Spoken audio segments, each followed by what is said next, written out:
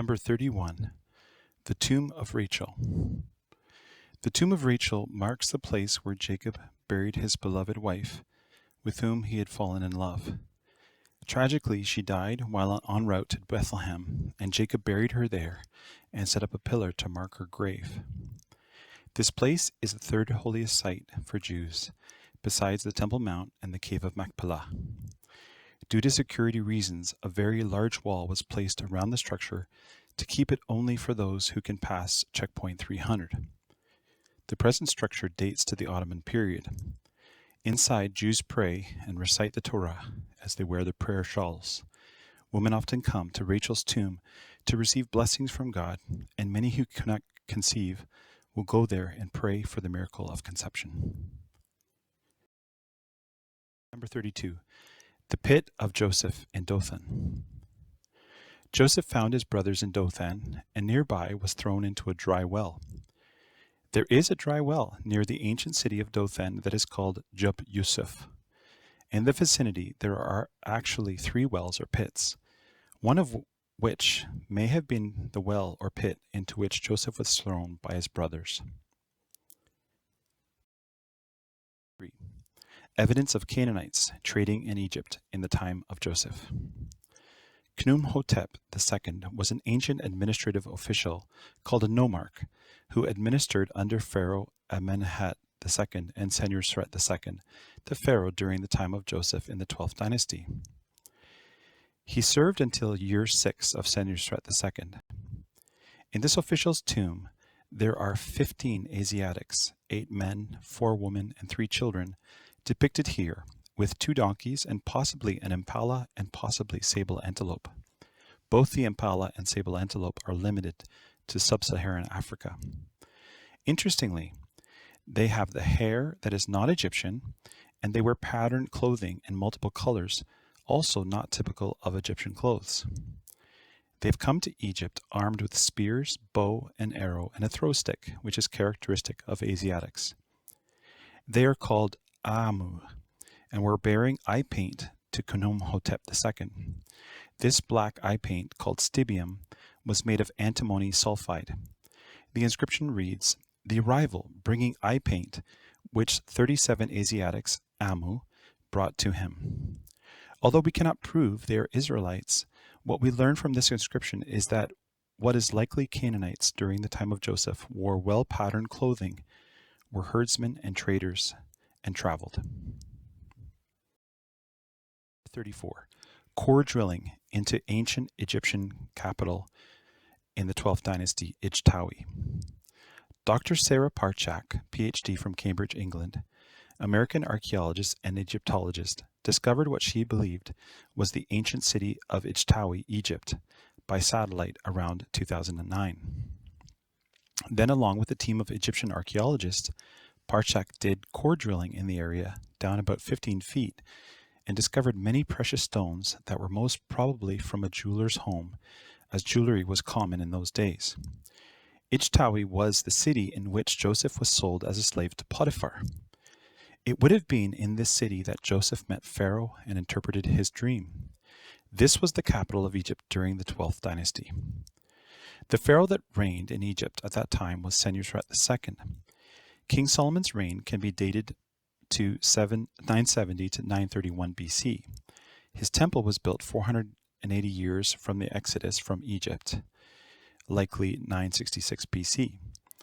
Taking an Exodus date of 1446 BC and the fact that the Israelites were in Egypt for 430 years, according to Exodus 1240, this would make the date of Jacob and his family's arrival in Egypt as 876 BC.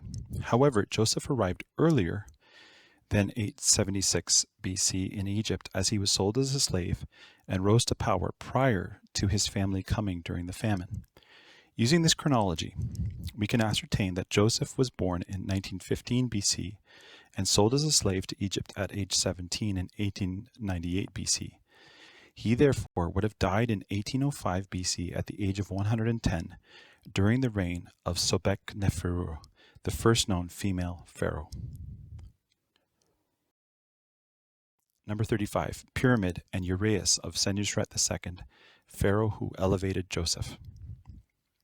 In 1889, Sir Flinders Petrie, English archaeologist, discovered the tomb of Senusret II, who was the pharaoh in the years 1897 to 1878 BC. Unfortunately, the tomb of Senusret had been raided and the body was missing. However, a gold uraeus worn by the pharaoh was recovered by Petrie. During his lifetime, Senusret II ordered the construction of an extensive irrigation system that is now called Bahar Yusuf, Canal of Joseph. It connects the Nile River to the city of Fayum and was called Mer Wer, the Great Canal, in ancient times, as it stretched over 20 kilometers to irrigate a large area and increase crop productivity forever, turning this area green. Senusret II built his pyramid out of mud brick at El Lahoun, which in ancient times was known as mouth or opening of the canal. Number 36. Joseph's Irrigation Canal, Bar Yusef. Bar Yusef, which means the Sea of Joseph, was a canal that connected the Nile River, diverting its waters to the northwest into the city of Fayum. In ancient times, it was known as Mer Wer, the Great Canal. During the days of the reign of Senusret II, this natural waterway was enlarged under the direction of Senusret II's vizier, Zaphenath Paneah, or Joseph. This irrigated the land, allowing for more crops to be watered in this area, increasing the yield of the land. The excess from these bumper crops in the 7 good years would have been collected in the cities that dotted the area. Number 37. The Palace Floor and Tomb of Joseph in Egypt. In 1988, the remains of a statue of an Egyptian official was found that did not fit typical Egyptian statues. The statue had reddish hair, yellow skin, and a shepherd's staff, and a multiple colored coat. Could this be the statue of the famous Joseph? The discovery of the statue of Joseph was made in the ancient city of Avaris, Egypt, which was later the capital of the Hyksos dynasty of Egyptian rulers.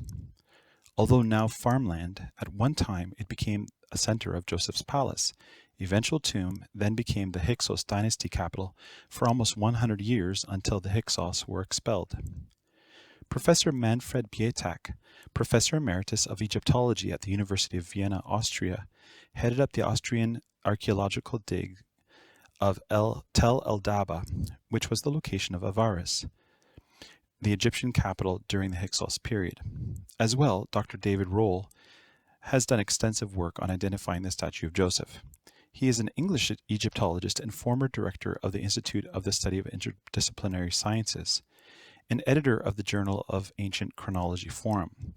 The site of interest is an ancient palace and cemetery grounds of Avaris.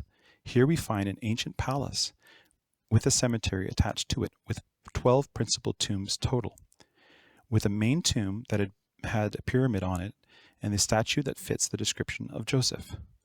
Joseph died at the age of 110, so with a birth date of roughly 1915 BC, this would put his death at approximately 1805 BC.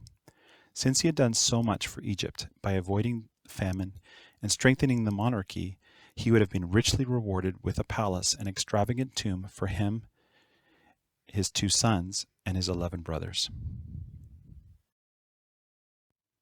Number 38. Heb-Sed Court for grain distribution in Saqqara. This pyramid of Saqqara would have been standing for hundreds of years during the time of Joseph in Egypt. Next to the pyramid is the Heb-Sed Court, which would have been perfectly designed as a place to distribute grain to people, not only in Egypt, but also for foreigners during the years of famine. This was likely the spot where the distribution of grain occurred, as there are very large grain storage vaults. It was likely here that Joseph's brothers came to buy grain during the time that Joseph was governor of Egypt during the 7 years of famine. Number 39. Mummy of Ahmose I, Pharaoh who killed Hebrew babies. Ahmose I reigned for about 25 years, roughly 1550 to 1525 BC, over all of Egypt from Thebes. He was very great in the eyes of the Egyptians and was the founder of the 18th dynasty.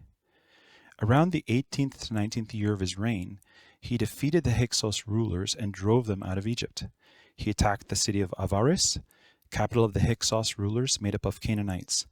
Then he became ruler of all the land of Egypt, both Upper and Lower Egypt. In this atmosphere of civil war, one can understand Pharaoh's barbaric policy of enslaving and killing Hebrew firstborn who would come out of Canaan. Ahmose I ordered that the Hebrews, who came from Canaan as did the Hyksos rulers, throw their baby boys into the Nile, to avoid their becoming too numerous and taking control as the Hyksos had done. Moses was born in 1526 BC, and Pharaoh's daughter rescued him, and then Ahmose I died shortly after in 1525 BC. The mummy of Ahmose I was found in 1881 and is now on display at the Luxor Museum, Egypt. Number 40. Pithom, mud brick walls of storage city built by Hebrew slaves. This is Pithom, Tel El Retaba, Egypt. The storage city of Pharaoh was built by Hebrew slave labor in the 16th century BC. It was excavated by Swiss archaeologist Henri-Edouard Naville in the 1880s. Scarabs from the 18th and 19th dynasties of Egypt were found at the site. Interestingly, one can still see the straw added to the mud bricks to reinforce them exactly as the biblical account states.